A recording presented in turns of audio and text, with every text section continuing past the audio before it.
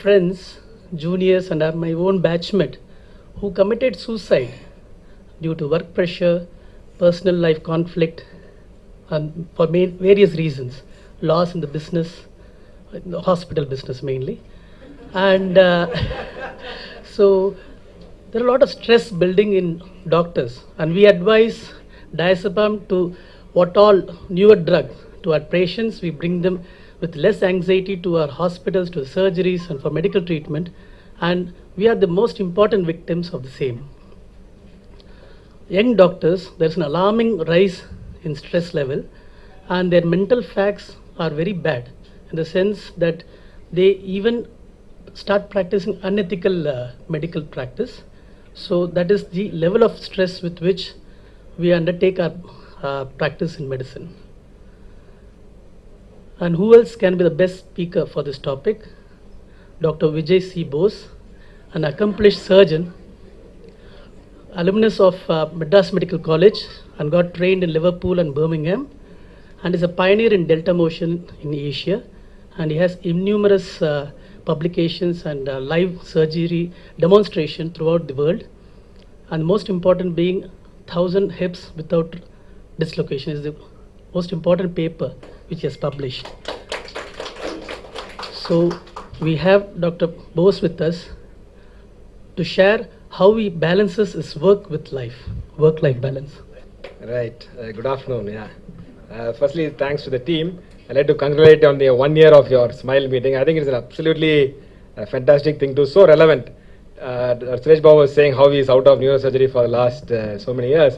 I'm sorry.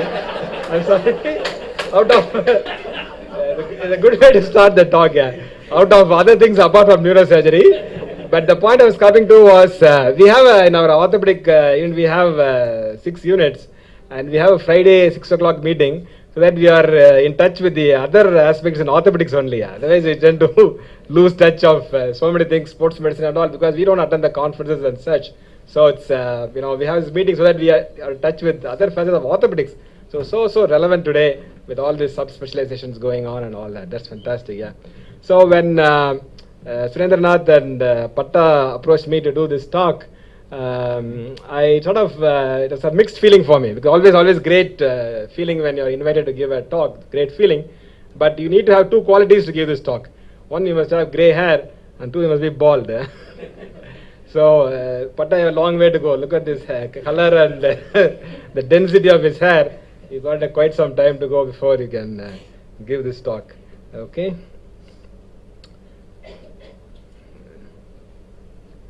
So this work-life balance, what is it? So there are various facets to life, it's not just work. So basically you have 5 things: you have work, you have self, you have friends, you have the community, you have family. So the question is, how do we balance all this? So work is not everything, and one must never get so busy making a living that you forget to make a life. That's what usually people say about work-life balance. Now, how can we achieve work-life balance individually? So the simple resources that we have is you can buy some textbooks like this, which will tell you what to do, or you can have some online resource and then see how each of us in our lives as doctors can we have this work-life balance. So the common points too, if you look at all these resources that you have, books, online, etc., there are some very common points, which I'd like to enumerate now. The first thing that all of us say, they must have flexi time. You must be very flexible, not fixed working hours. You must plan your activities properly, and you must distribute your time very judiciously. You plan your activities at least 1 day earlier and write it down. You must have 45 minutes of meditation in the morning. You must set goals and try to achieve them. You reward yourself for achieving the same. You take at least 2 vacations per year. You leave work at work and take a hobby like painting or photography. Have an hour of electronics and gadgets in the morning, an hour off in the evening. Join a gym and visit it at least 4 times per week. Have protected time for your family. Take good care of your health with regular screening tests. Dress down, example, jeans 1 day of the week. This is what I found in all these books. On Friday, we can all probably come in jeans. Go out with your friends at least once a week. Take a long weekend once in a while, either a Friday or a Monday. Club it with your weekend and ensure 7 to 8 hours of sleep. And go to bed and get up at fixed times every day. and eat well, nutritiously and slowly, and join a social organization like Rotary. So that's my talk. Well, how many of us can really do all this as doctors? Really, anyone here who thinks we can do any of these? So, and also they say, these books, they say that some professions are not compatible with work-life balance. Example, medicine they give, first medicine is. So that's really sad. And so, is our profession not compatible with work-life balance? Are we a cursed lot that we can't have work-life? And all this friends have not said about suicide, etc. Are they really inevitable? There's some sense to it, because work, like all other professions, is a very predominant part of our life. We can't deny that. As professionals, as doctors, it really occupies our time to a large extent, and so there is some truth to it. But my thing is, we are not cursed, and this does not apply to doctors. This for others, it's not apply to doctors at all. So the real point, the crux that I want to say is that it's not about the time allotted to each component that matters, but the attitude that you have towards it and the energy that you bring along that really matters. It's not the time that you give for the 5 components, but really what is your attitude towards it that matters. And I have to say that as a doctor, you can have an excellent work-life balance. And that's the crux of my talk today. So we'll first start with work. This I always tell my juniors. Your work as a doctor must mean something more to you than just a means of making money. Especially to the very juniors, yeah. If they house surgeons and all, they say why they come to medicine because they thought it's a good avenue to make money. You're in the wrong field. You're a fool. But why do you want to, spend all your time with sick people? That's if you are making money. There's so many other avenues to make money. So this meaning could be anything. Could be various things. You may be out to invent anything, you may make an impact on people, etc. Everything, but it must mean something more. If it doesn't, you're going to be eternally unhappy, and you're a candidate for all these suicides and things. So fundamentally at medical school, medicine must mean something more to you, not a means of that. No, so many other ways. In that video that we had earlier, we have 500,000 other ways of making money. You're a fool to spend your life with sick people all day in and day out, if that's only it means to you is to make money. And that's a fundamental thing as a doctor. If you don't have that, I think you should go to another profession. Now, we cannot ignore the business side of medicine today. We live in an ultra-competitive world. We have hospitals, corporate hospitals, etc., and competition. So only a fool would say that, that we need to be completely like hermits. Of course, a lot of business things, it does apply to medicine. There's no question about that. It is a business, but it's a business with a difference. What's the difference? We are in the summit of the pyramid of social relevance. Everyone makes money to different fields, etc. But if you look at all the fields that you have, food industry, transport, music, etc., they all, of course, make a living. But we are the summit of social relevance. We're the most socially relevant problem. So that should mean something to us. That is special. And you must recognize that. Otherwise, your life as a doctor is going to be. There are others, of course. I'm not trying to decry them. But cinema, you can sell junk food and make money. You can run a Pizza Hut and make money. I'm not saying it's wrong, but they're certainly at the bottom of the social realm. There's nothing to celebrate in that. But we have something to really celebrate. So where mistakes doctors make commonly and where does things go wrong? Material wants and dreams. This cinema makes us believe that we must all be like what Kamal Haasan said that day. We must charge only 5 rupees. We must not be able to afford good clothes or shoes. And that's completely rubbish, and we must work in slums. That's not what is it. We all have dreams as youngsters. We want to do, material wants we want. But the important thing about it is they must be finite. So suppose if your dream was to own a BMW as a child or as a youngster, you work towards it. You must own a BMW, of course, but you must be satisfied with that. The next step, you don't want to own a Jaguar. And then once you want a Jaguar, you want a helicopter next. And that is really something. That's a curse. Now imagine that you don't get fulfilled by eating. So you go to one 5-star restaurant after another you go, but you never get fulfilled. Isn't that a curse? Wouldn't we call that a curse? And a lot of people that I find have this, this insatiable need. That is wrong. You want to have a beach house as a youngster, you dreamt of it, you must have a beach house. You must work towards it. No harm in that. But once you get that, you must stop. You must move on. If that is insatiable, you're going to have hell on earth. You're going to have hell. That's a very fundamental mistake I find people making all the time. So infinite material want is a curse. It's not a thing. It's really a curse for you. What's the measure of success? Yes, we must all try to be successful. We can't be lazing around in a hospital. You're not going to be successful. We all want to be this, we want to be this, we want to be pioneer. But it must not be in relation to somebody else. You should not say, I must be the top orthopedic surgeon in Chennai. That's not the goal you should be. You will never be happy. Somebody may be gifted. You want to be better than Roger Federer. Roger Federer is gifted. You may play tennis 24 hours a day. You can't come near him. You just can't. He is gifted. So like that, there are many other circumstances beyond your control. So you must have but it must not be in relation to somebody else. I must not say that, I must be better than Patta.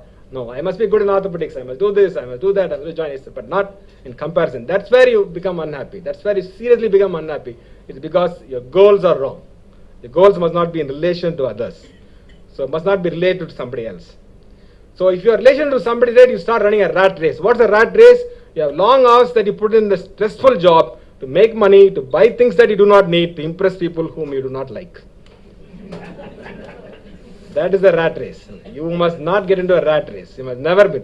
You must have middle wants, you must be successful, but you must not be in a rat race. So then we come to family. So there's a question, what is family? Anybody? Is it, is it a blood relative's family? If that is so, then if you adopt a child, is it not family? What do you mean by family? What is the definition of family?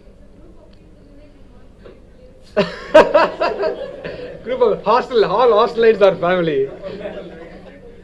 So what's the definition of family? What do you mean by family? Yeah?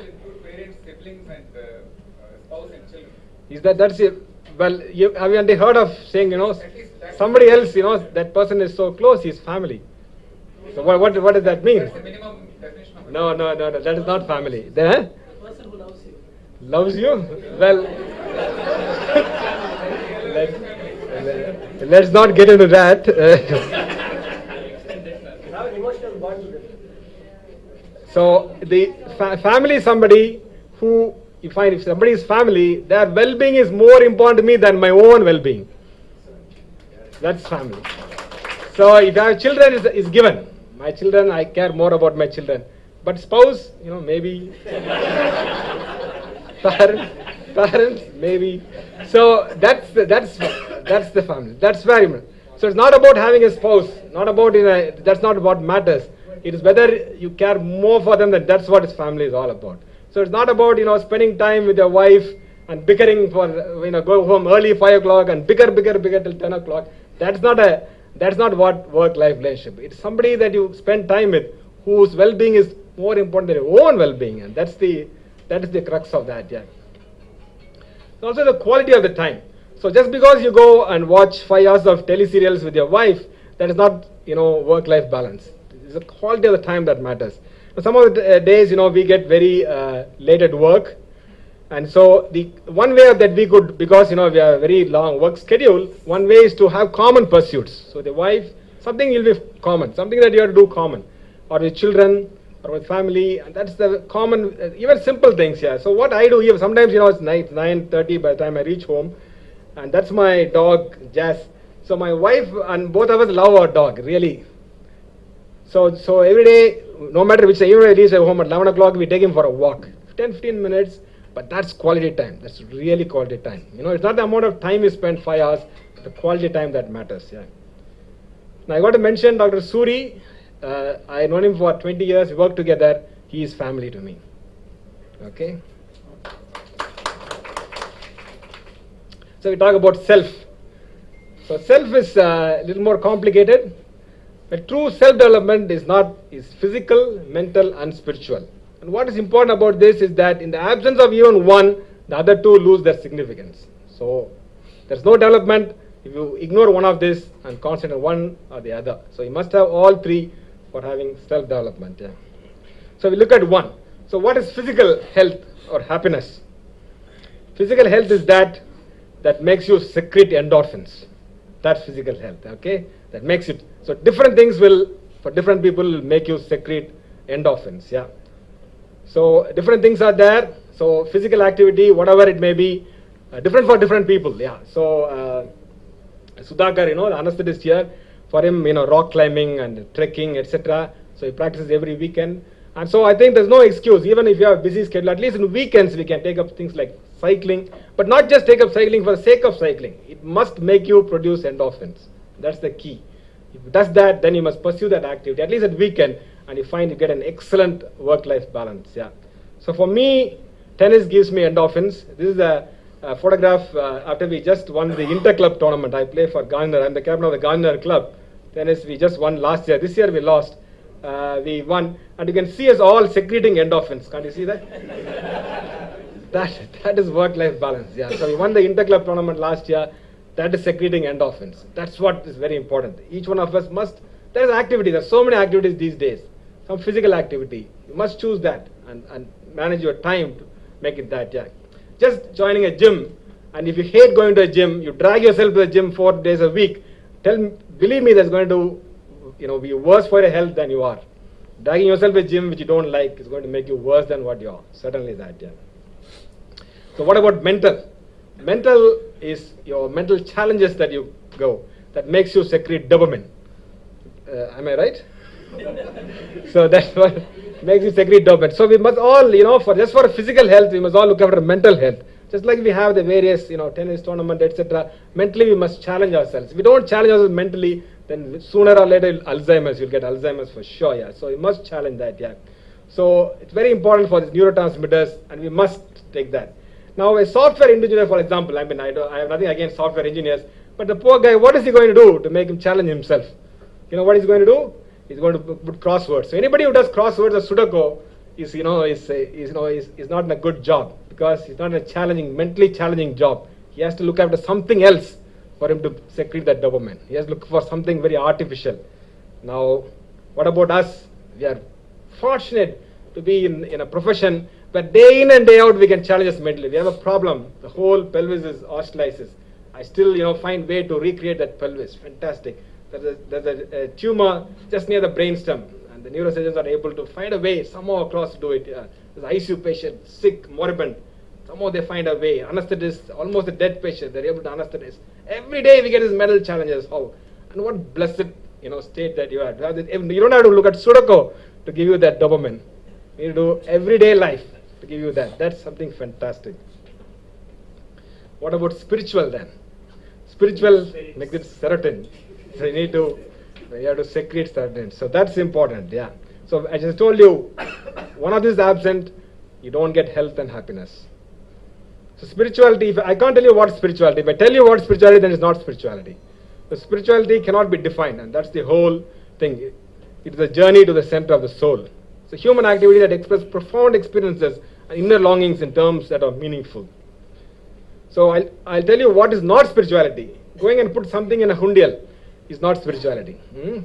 I can't tell you what is spirituality, but I can tell you what is not spirituality. That is not spirituality. Giving away old clothes to destitutes is not spirituality. Trust me on that. It's not spirituality. Okay. Now this is Mrs. Sita Krishnamurthy. She was my English teacher in school, and I always felt that she singled me out for. I was not good in English, but I always felt she asked me the hardest questions to me. She made me feel very small in class. She gave me a lot of trouble in class. All the hardest questions she always used to point at me and ask. I had great trouble with her. Last year, I replaced her knee. Okay? That was a spiritual experience for me. I was secreting serotonin like no one. That was truly a spiritual experience for me. Absolute spiritual experience. So spirituality is what, I can't tell you what is it, but that was spiritual experience for me. Okay? So you got to work out your own spirituality. Okay? So medicine at crossroads, very important point. So jokes apart, this is a recent book that has been published, and there was a NDTV panel discussion on that.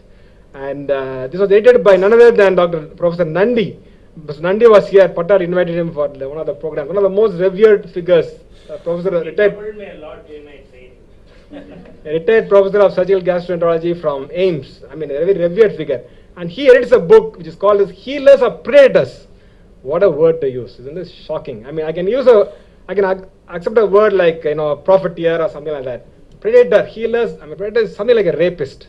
That's the word, the implication. And this goes to the public, and they read a book like this. Healers, what an impression.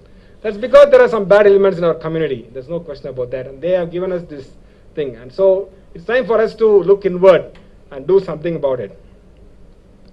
So as long as you are searching for your spirituality, you know, not become spiritual, but at least your constant search, that will keep you away from doing non-ethical things, things that some inner voice will tell you what is right, what is wrong. And that's very important for us to identify ourselves spirituality. It's different for different people, but you must search for the source of everything, the inner path to find one's unique essence, the passageway to the perfection within us and brings us together. So all of us must have this quest for spirit. That will keep us in the right track. So important. So I can't tell you what it is. You must work it for yourself, but you must always have a constant quest for spirituality. What about friends? Having 6,000 Facebook friends is not getting you anywhere. Okay? Having these themed parties, a lot of things not going to get you anywhere. What is important is to have close friends with whom you can let your hair down. You know, so you don't have to put an image. I come to a hospital, I need to dress well, I need to wear a coat, wear a tie. That's an image I'm trying to create. But with your friends, you're not creating an image. You're your bare soul. And that's a true friend. You must cultivate spending time, even little, maybe once in 3 months, maybe once in 4 months. But you spend time with them, that gives you that balance. You must be able to bare your soul or let your hair down. So this is a group of close friends. We try and travel as much as we can. All the others are orthopedic surgeons as well and their spouses.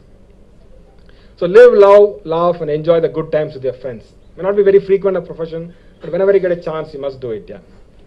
And another thing is we travel a lot, unlike other professions, for various conferences. And whenever you conference, you meet old friends. So again, a good opportunity as doctors to live, love, laugh, and enjoy the good times with your friends.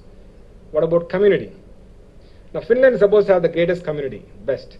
And sadly, India is supposed to have one of the worst. Because we are not worried about the next door neighbor at all. It's very commonly you'll find people clean their house and dump it into the neighbor's place. So common. In Birmingham, they used to do it. Indians in Birmingham. I used to feel so ashamed. In the doctor's quarters we used to live. They used to clean their house and dump it into the next house.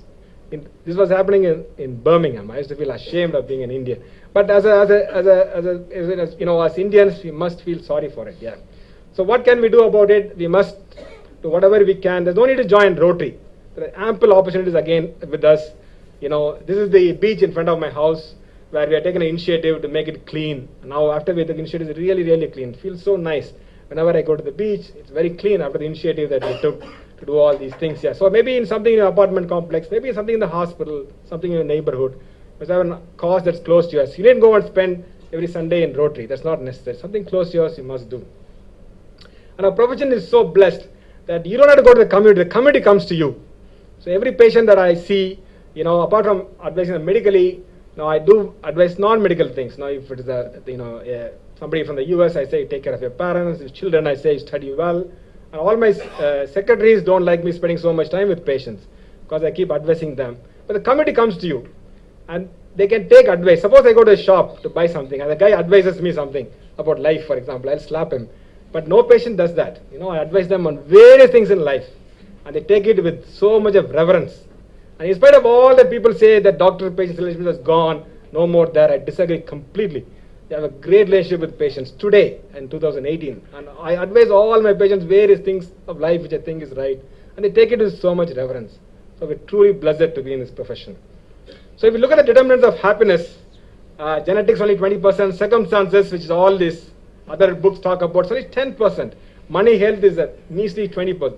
What's really important is your attitude, your behavior, your morality and spiritual 50%. And our profession gives us ample opportunity for this one. We're truly blessed to be in this profession.